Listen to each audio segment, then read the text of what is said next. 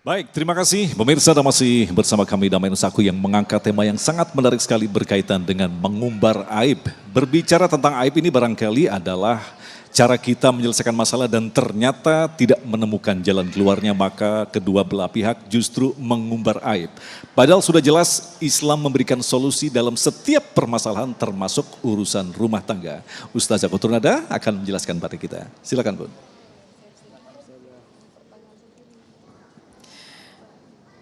Bismillahirrahmanirrahim. Assalamualaikum warahmatullahi wabarakatuh.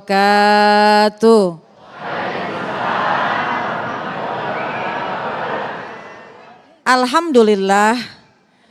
Alhamdulillahilladzi ja'alana wa iyyakum minasyakirin as-sabirin. Wassalatu wassalamu ala sayyidina Muhammadin wa ala alihi wa ashabihi ajma'in, amma ba'du. Subhanaka la ilma lana illa ma'allamtana innaka antal alimul hakim. Rabbi syrah li sadri wa yassir li amri wahlul uqdatam min lisani yafqahu qawli. Sadaqallahul azim. Yang sama-sama kita muliakan dan yang kita hormati para asatizat, para guru-guru. Ada Ustadz Solmed, kita doakan beliau sehat. Adinda Ustadzah Syifa Nur Fadilah juga kita doakan mudah-mudahan beliau sehat. Ustadz Agung beserta dengan Kak Syasha, para asatizat semuanya, para jamaah sekalian, baik yang hadir di majelis ini, di masjid ini, baik yang mengikuti melalui televisi, insya Allah kita semuanya mudah-mudahan mendapatkan naungan rahmatnya Allah Subhanahu wa ta'ala. Alhamdulillah, bersyukur kepada Allah kita kumpul di sini untuk menambah kualitas diri kita. Apalagi terkait dengan masalah rumah tangga. Ibu sehat? Bapak sehat? Bu sehat? Badannya sehat? Kantongnya pada sehat? Alhamdulillah, kelihatan memang kantongnya pada sehat-sehat banget. Alhamdulillah. Ketika membahas tentang sebuah hubungan pernikahan, bahwasannya Allah sudah firmankan dalam Al-Quran, di antara tanda-tanda kekuasaan Allah, itu Allah ciptakan berpasang-pasangan. Untuk apa tujuannya? Litaskunu ilaiha. Untuk mendatangkan kedamaian. Untuk mendatangkan ketentraman. Ibu dulu sendiri punya masalah, disimpan aja. Enggak ada teman cerita. Bapak juga ketika masih sendiri, masih bujang. Punya masalah, disimpan sendiri, mau cerita bingung sama siapa. Tapi ketika menikah, litaskunu ilaiha. Allah jadikan berpasang-pasangan halal dengan menikah, yaitu untuk mendatangkan kedamaian. Pulang enggak cerita pun. Pulang lagi muka kita, lagi kita capek ngelihat wajah pasangan kita, adem lagi hatinya. Itu dulu apa sekarang? Dulu dan sekarang, betul apa enggak? Meskipun mungkin kalau dulu pulang-pulang mah ada pujiannya, dipandang dulu pasangannya, dipandang dulu istrinya, cakep banget bini saya. Kalau sekarang masih begitu apa kagak? Pak dengerin Pak, kagak katanya. Kalau sekarang juga masih dipandangin Bu, cuma ada tambahan kalimatnya, cakep banget bini saya, mana ada rempelan di wajahnya jadi makin cakep. Ada kerutan di wajahnya, alhamdulillah. Litaskunu ilaiha, Allah jadikan kita punya teman bercerita. Untuk apa? Untuk mendatangkan kedamaian. Jadi sesungguhnya kalau orang menjalankan sebuah pernikahan dengan sesuai dengan aturannya Allah, tidak akan pernah menemukan sebuah kegagalan. Dan insya Allah tidak akan menemukan sebuah kesusahan. Kenapa? Karena Allah jadikan manusia bisa menikah halal, yaitu karena memang untuk menambahkan kedamaian dalam hidupnya. Cuma kadang-kadang ini manusia tidak memanfaatkan hal seperti itu. Yang paling sering kita dengar, meskipun mungkin agak klise, tapi ini benar adanya, di antara tanda-tanda untuk kita mendapati kenyamanan, suami, istri, laki, bini biar sering ngobrol. Biar banyak komunikasinya.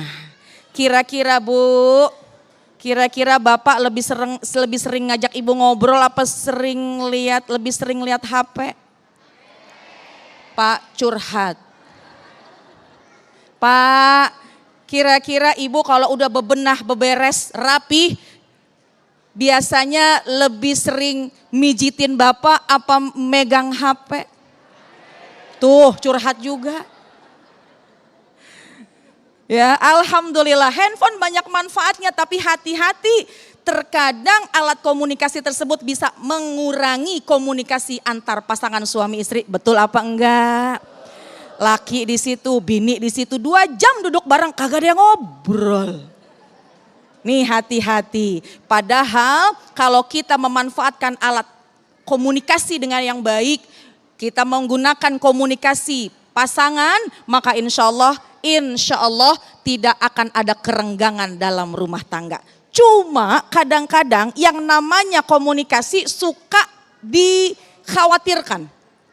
Pengen ngobrol sama pasangan udah takut duluan. Bu, Pak, Bapak pulang kerja, Bapak pulang aktivitas capek banget. Pengen cerita sama Ibu. Pulang-pulang telat 5 menit. Dalam hati Bapak pulang pengen cerita sama istri. Pulang sampai rumah telat 5 menit, pertanyaannya banyak banget. Kok telat? Dari mana aja? Tadi kemana aja? Atau bahkan kadang-kadang ada seorang suami yang mungkin ingin memberikan nasihat, memberikan masukan kepada istrinya. Pengen deh mah kamu pakai hijab, pengen deh mah kamu mah biar lebih rapi, pengen deh mah kamu lebih baik lagi. Suami baru mau ngomong, mah kadang-kadang istrinya udah matanya melotot.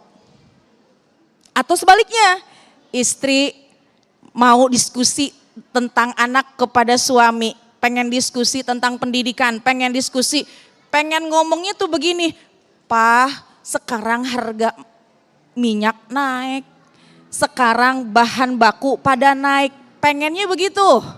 Curhat dan pengen diskusi sama suami, baru kita bilang, Pak udah pada naik nih, tiba-tiba Bapak bilang, emang duit kemana aja kemarin?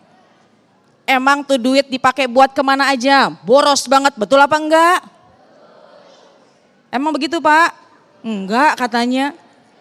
Artinya apa? Kita tuh untuk menggunakan komunikasi kepada pasangan udah takut. Kenapa? Karena pasangannya tidak mencoba untuk juga memanfaatkan komunikasi yang baik. Caranya gimana? 1, kalau pengen komunikasi ini sukses dalam mempertahankan rumah tangga, yang pertama jujur. Jujur. Karena kalau jujur akan menunjukkan kepada kebaikan. Kata baginda Rasulullah SAW, kalian berjujurlah dalam berkata, iyakum bisidqi, wahai kalian milikilah sifat jujur, fa inna sidqa yahdi ilal birri, karena yang namanya kejujuran akan menuntun kepada kebaikan. Jadi jangan ditambah-tambahin, jangan dibumbu-bumbuin. Tentu juga lihat bagaimana ketika kita mau komunikasi, lihat juga waktunya. Jujur itu nomor 1. Yang kedua, bagaimana supaya komunikasi kita lancar dalam pernikahan. Yang kedua, coba pasangan satu dengan yang lainnya bisa merendahkan volume suaranya. Bu, Pak, kira-kira kalau di rumah yang paling kencang suaranya siapa? Pak, Bu, kira-kira yang paling kuat volumenya siapa? Pak, Ibu enggak ngomong cuma bilang. Masing-masing bisa kita introspeksi. Kalau komunikasinya baik dengan merendahkan suara, saling menghargai, maka insya Allah adem jadi komunikasi antar pasangan suami istri. Dan yang ketiga, ingat kita juga harus melibatkan Allah dalam hal semacam ini, memperbanyak berdoa supaya pasangan kita adem hatinya, kita ajak ngobrol adem, maka insya Allah rumah tangga kita terjalin baik atas dasar komunikasi yang baik. Amin ya rabbal alamin. Wallahu a'lam bishawab. Terima kasih Bunda, itulah tadi pemirsa yang dirahmati Allah, sangat jelas sekali bahwa tidak mungkin kita lepas dari masalah dan ternyata tadi telah dijelaskan kepada kita justru pemicu yang paling awal adalah masalah komunikasi.